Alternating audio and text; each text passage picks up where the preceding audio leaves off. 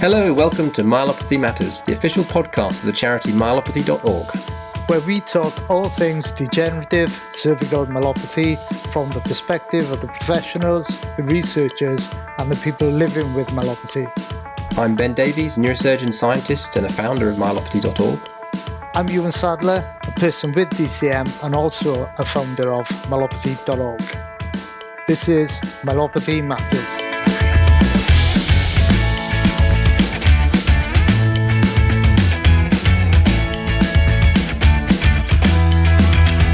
Hi everyone and welcome to the podcast. Unfortunately, I'm flying solo in this episode as my loyal sidekick Ben is away on holidays and is probably sunning it up by the side of the pool somewhere exotic as we speak.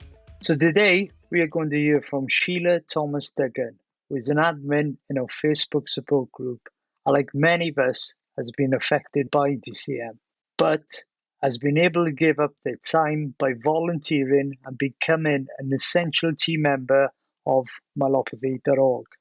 Sheila and the rest of the moderators in the support group play a big part in supporting people with DCM. And without the help of the volunteers like Sheila, who give up their precious free time, Myelopathy.org wouldn't exist. So we are forever grateful for everyone who is committed to the cause. So, without any further ado, let's hear from Sheila.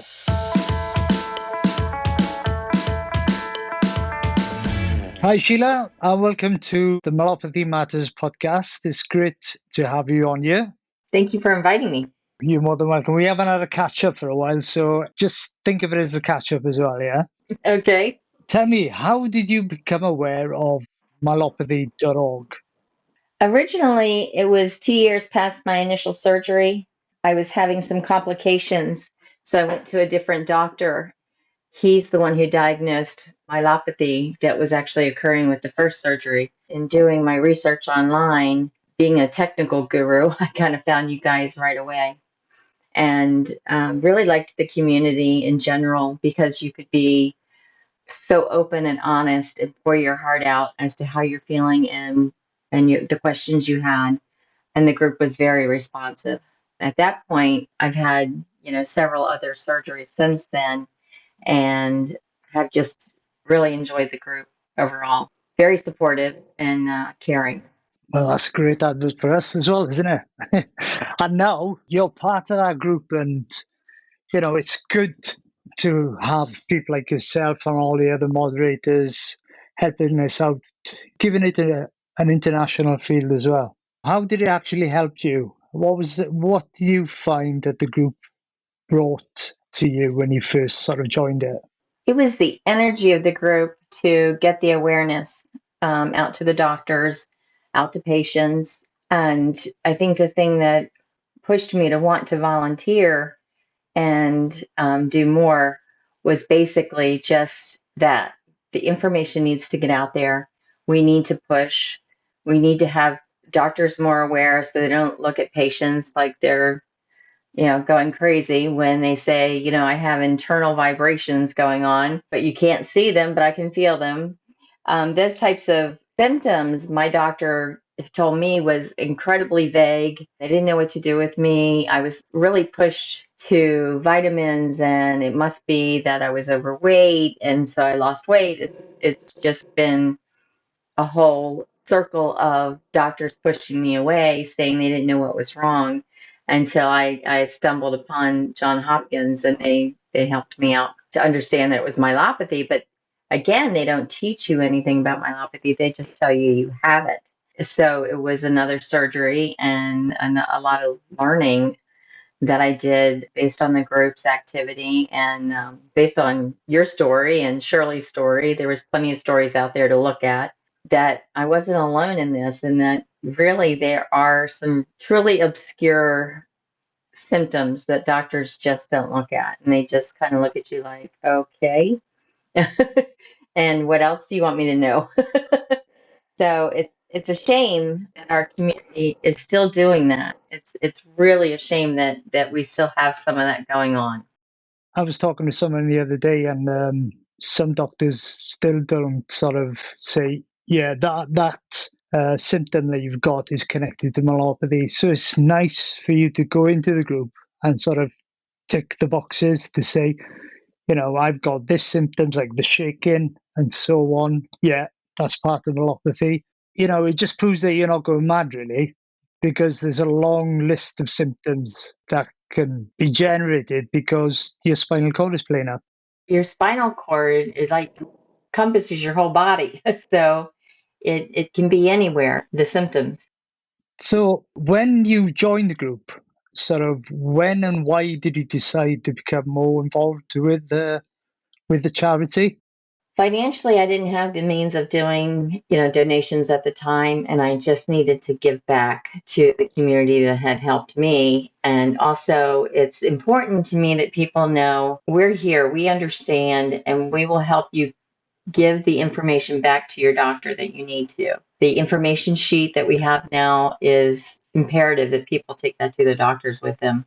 It was just trying to give more of myself because it was such a shock and I lost so much independence and the pain was so unreal that I understand and I hope I can make people understand that they're not losing their mind, that the pain is very real and that there's other people out here with them. And I actually started talking to some of the folks that came in and was in complete shock. If I could fit the time zone, I would call them on Facebook or, switch a number with them and talk them through it because it is very shocking when you realize I've just had the surgery because this doctor said it was emergency surgery that was needed. And now my life seems ruined.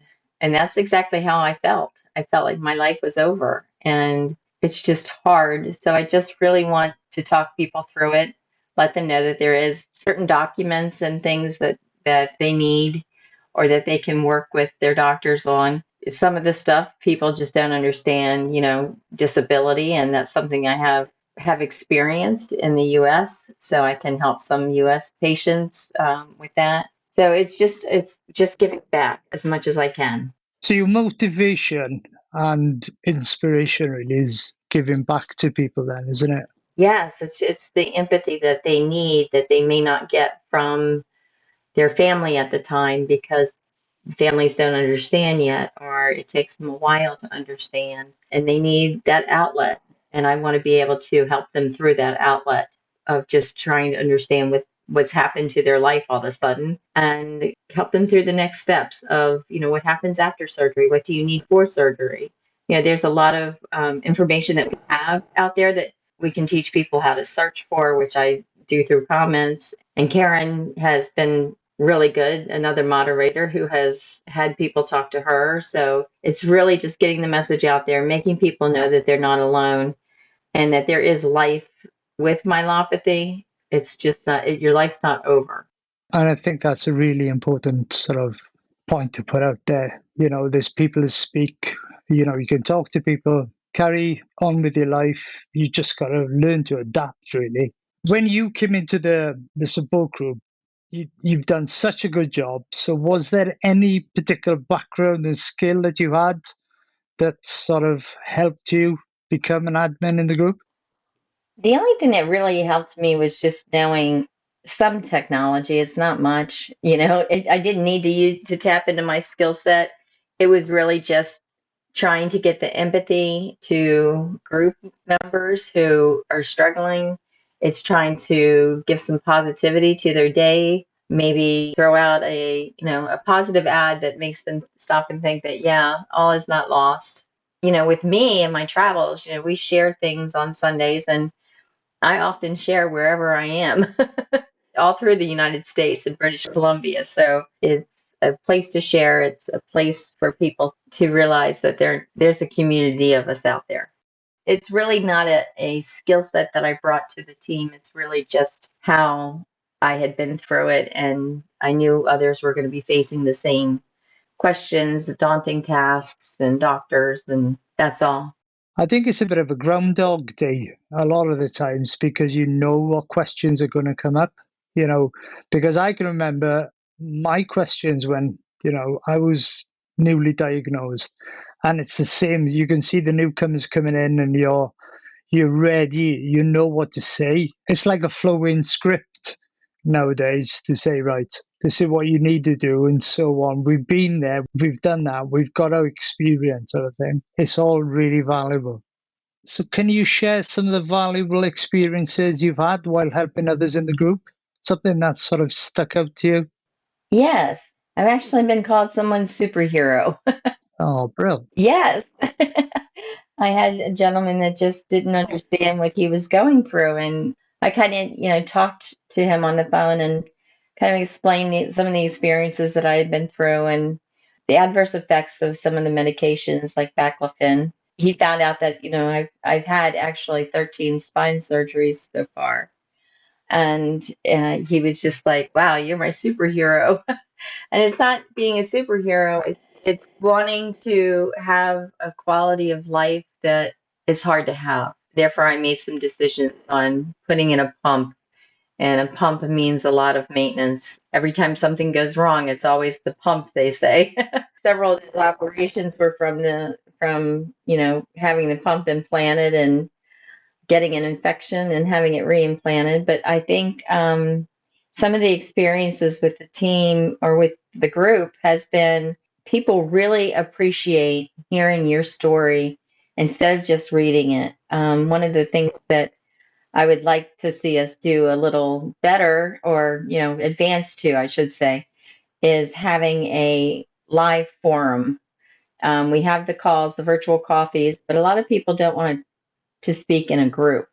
A live forum on set hours would be great. Or I have to say, it's been invaluable to have the one on one phone calls with people because they really get it after you've talked to them and they're like, okay, and you're still traveling and you're still doing this. And it's valuable for them to hear that there is life after this, like I said, daunting acknowledgement of a spine disease that they have. It's hard, and I think that's one of the things that I worry about. And I don't ever discount anybody's pain or what they're going through because worldwide we discount people's pain if we can't see it. And that's something that is really a shame. Been invaluable for people to open up and talk to me. Yeah, I've done a few phone calls myself. People haven't had Facebook, so I've ended up giving them a call and so on. I've had emails coming through to me, and you can hear the relief on their voices, and then where they go, "Oh, thank you so much." This has brought me, helped me so much to sort of realize, I'm not alone, even though you've only spent about 15 minutes, 20 minutes talking to them on the phone. And with all your surgeries and everything that's going on, have you got any coping strategies that have helped you manage your physical and emotional aspects of having myelopathy? Yes, I have, and some of them I've learned from you. Thank you. I do a lot of meditation, and I also, which is it just takes me out of my world for a little while, and it allows me to think. I tend to think about being on a beach because it's really been several years since I've been able to go on and walk on a beach and not feel like I'm going to fall on my face. But I think the meditation and learning how to meditate is invaluable. There are doctors that actually, physiotherapists that will send you to doctors, a psychologist that will teach you how to meditate about your pain. And I've actually shared several of those recordings that the doctor and I did to some of the group in email.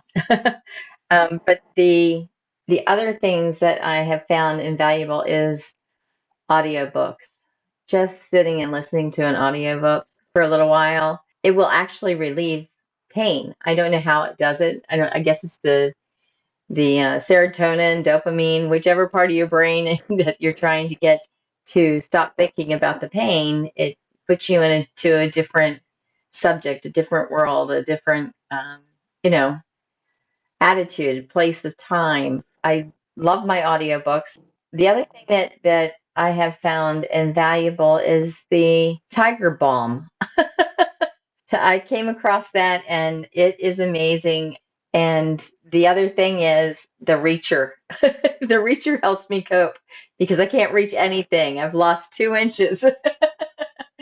Those types of things have they bring me joy actually because it's kind of funny. My husband sings a song about short people whenever I can't reach anything. So so we make a joke about some of this. I have a wonderful support system here at home. My husband, although he doesn't understand the pain, actually went through something where he now says, I understand what you're going through because he had excruciating nerve pain not long ago. And he said, I'm really sorry I had to learn this way. But if this is anything of what you go through, you know. Yeah, I think explaining nerve pain is quite hard until someone actually experiences. Not that I, want your husband to experience it, but it is a hard pain. And I think with the meditation as well, I think if you can sort of get your head around things, because mentally we underestimate how this condition affects us. I think the biggest step is sort of coming to terms with the diagnosis and then knowing what works, what can sort of elevate the pain. And I think, the meditation has been a godsend for me to sort of deal with a lot of the things that I've been through. So, yeah, definitely, get you out of the pain zone, and it works. It works. Some people may not understand how to meditate, but there are strategies out there for coping with pain and meditation. There's audiobooks that help you deal with it and teach you how to do it. So there are resources. Insight Timer is the one I use. It's free, so there's a great sleeping one on there as well, which I use every night, and even my 10-year-old son puts on now to go to sleep as well. I think it's important to find out what helps you and make note of it so that you know the next time that you're in excruciating pain and you're not exactly thinking in positive ways. Look at your notebook and figure out what was it, what can I do, and just put down your positive thoughts or your negative thoughts. I keep a journal, and it helps me to write how I'm feeling. Yes, definitely. So, what has been the experience of volunteering with Myelopathy.org? What has been your challenges as well? Some of the challenges are strictly, I would say when you have a bunch of people trying to do good, sometimes you step on each other's toes, which we've always been able to work that out, thankfully. But the biggest challenge that I have is with Facebook's ever-changing strategies. Now you don't have to have a real name per se to set up a profile. So now we're coming up with names that are Mr. Smiles or something to that effect. And yeah, some people only want real names, and that's what we strived for in the beginning. But as Facebook changes, we also have to change along with it. So we're getting some more spam. We're getting a little more weird names, or I don't want to say weird, just different. So those are the challenges that I really face. And sometimes people don't want to hear that you're listening to them, you understand, because they're in a spot where they don't think anybody understands. And so sometimes you get into these little things where it's more around politeness, being political online, and Facebook's rules and regulations now. They change the features without telling us, those kinds of things. That's really the most challenging part of it, is just keeping up with what Facebook is doing. Sometimes people don't understand that it's not us as a group, it's just the way the program works. Facebook's working. Yeah, we've spoken about a few things where we've gone, oh yeah, Facebook has brought out this feature, and within 3 weeks, 4 weeks, it's like, hang on a minute, that feature's gone now. Because the support group is only on Facebook, people sort of want to join the support group but don't want to put their personal information down. So they'll join as Mr. Smiley Face and so on. So yeah, we've got to vet all the profiles and ask them a few questions before they come in it's not all sort of clear sailing when you're looking after a support group. People do get their ups and downs. They have their bad days. Some people tend to go in there sometimes and think, right, I'm going to have a rave and a rant. You get the written word as well is totally different to having someone in front of you where you could, read the emotion on their face and listen to how they're actually coming across as well.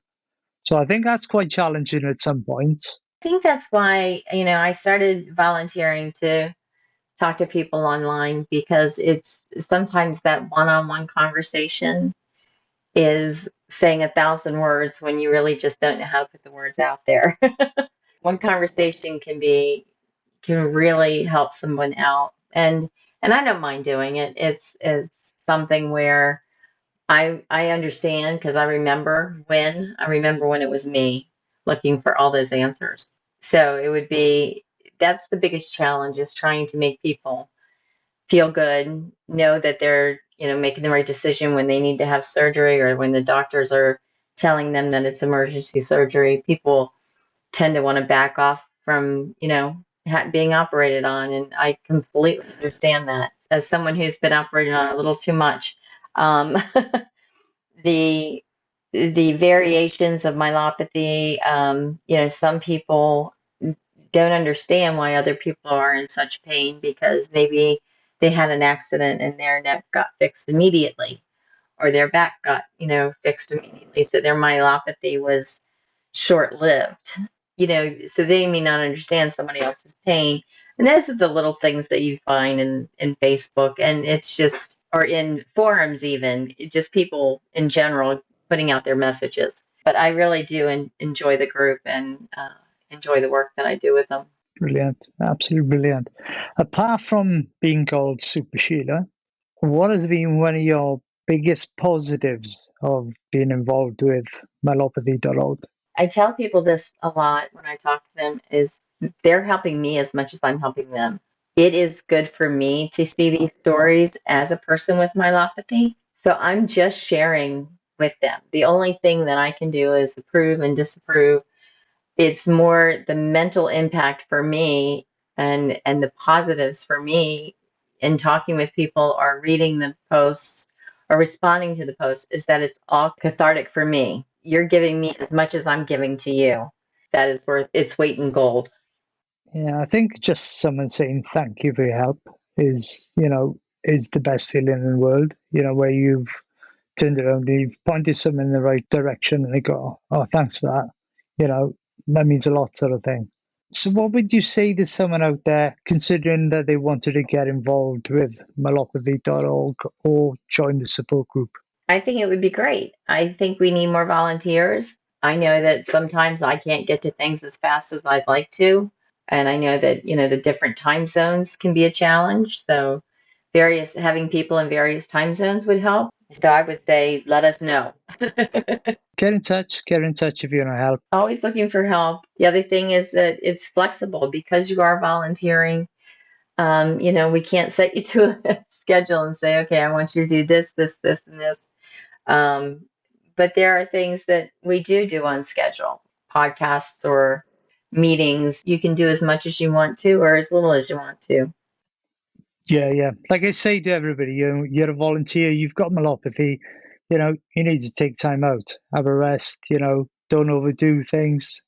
So, Sheila, where would you like to see Myelopathy.org in 5 years' time? I would like to feel a difference. The people coming to us, the people coming in to support, I would like to be able to say, oh, yes, my doctor understood and has told me now I have myelopathy, instead of my doctor thought I was crazy and wouldn't tell me and didn't tell me I had myelopathy. Or, there's a lot of the things that we get is just the doctors don't understand, and spouses and family don't understand.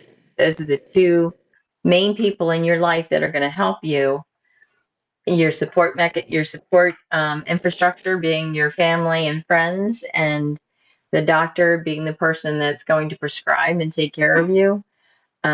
If we could get the awareness out to both of those parties, it would mean a world of difference. And that's why we have the caregivers group, is to help with the infrastructure, the support infrastructure at home. That's had a good response as well, the caregivers group. Like you said, partners, friends, family, it's hard for them to sort of understand. And it's nice that they can sort of talk to each other as well about living with people with myelopathy as well. I think that's taken off really well. And you've been a great advocate as well for trying to tailor more the support group to the different time zones. So that's been a plus point as well. Well, thank you. And we do have a lot of time zone differences. And if there's any way that I can help an individual, just reach out to me, let me know, and I will see what I can do to be accommodating for all the members of the group and anybody who's got questions. The best thing I can do is give you as much information as I know or I've experienced and point you in the right direction for additional information. I mean, that to me is basically what I'm here for. Is there anything else you'd like to share with the listeners? One of the things that I would definitely say is to allow yourself to grieve. If you're just new into myelopathy, there's a grieving process when you're not 100% yourself after surgery or after, talking to doctors. So make sure you take care of yourself. Grieve what you don't have anymore. Grieve your independence. Grieve the fact that perhaps you can't drive anymore, which, woohoo, I just got my driver's license back. After actually, it's been 7 years, I just got my driver's license back.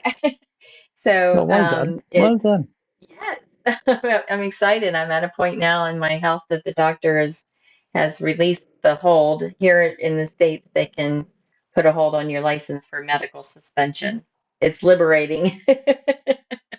But if you can't do it and you're alone or you're a single parent, allow yourself to grieve. I think too many times we tend to beat ourselves up when we're not being at our best all the time, but we can't be at our best all the time with myelopathy. That's just not something that has been possible. Yeah, and I think your idea of having a book to write down things in there, and one good thing that I've sort of learned through the years, probably the hard way as well, is if I was overdoing something, because that would hit me for about 2 days, always jot down if you're having sort of problems, you're having more pain than usual, always think back and have a look at what you've done in the past, because it's probably something that you've overdone that would have aggravated the pain, I think. Exactly. I have trouble with carrying a book around to write my thoughts in, or so I just do a journal online, even just software that you download to your phone if you want to make sure that it's private. The thing with myelopathy.org is, and the support system that is here is, we're going to do what we can to research and help you. And that's one of the big things with myelopathy.org is they are researching. We do have research papers on the website, and I can't point people enough to the page. I believe you gave me the exact address, and I'm looking for it. But there is a page for you to print out and take to your doctors. That would certainly help them on the website. I can post it in support again to make sure that everybody has it. Get in touch with us and we'll point you in the right direction there. It's been fabulous to have you on the podcast, and I can't thank you and everybody else who volunteers for Myelopathy.org and gives up their time to help people enough. Without you guys, we wouldn't be where we are. We wouldn't be Myelopathy.org. I want to thank you from the bottom of my heart for all the work you guys do. But if there's anybody out there who wants to get involved or get in touch with us and join our community, they can get a hold of you, Sheila. Yeah? Yes, they can. I would definitely welcome it. Drop me an email and we can point you in the right direction. Thank you for being part of the podcast. And, well, I'll catch up with you soon anyway.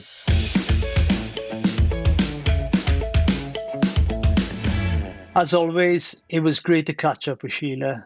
And even though she's had a pretty tough time with all them surgeries, she's forever in the group, committed to helping people with DCM out. And she goes above and beyond to do so. Like I mentioned there, we are forever grateful to everyone's help, but also this is open to anyone. It's not something everyone can do, but for me, it's a very positive experience. It really created purpose for me during a very dark time in my life. And it's so rewarding knowing that you've helped someone out with their DCM journey. So if you want to get involved, then get in touch. My email is Iwan@Myelopathy.org. That's it for this episode of Myelopathy Matters. My trustworthy psychic Ben will be back with me for the next episode. Thanks very much to Sheila Thomas Duggan for joining me. This was Myelopathy Matters from Myelopathy.org. The podcast was produced by Carl Homer from Cambridge TV. To keep up to date with the latest field in degenerative cervical myelopathy, why not subscribe on your favorite podcast app where you will find all of the previous episodes. There's also a lot more information and support to be found at Myelopathy.org. Please do get in touch at ben@myelopathy.org.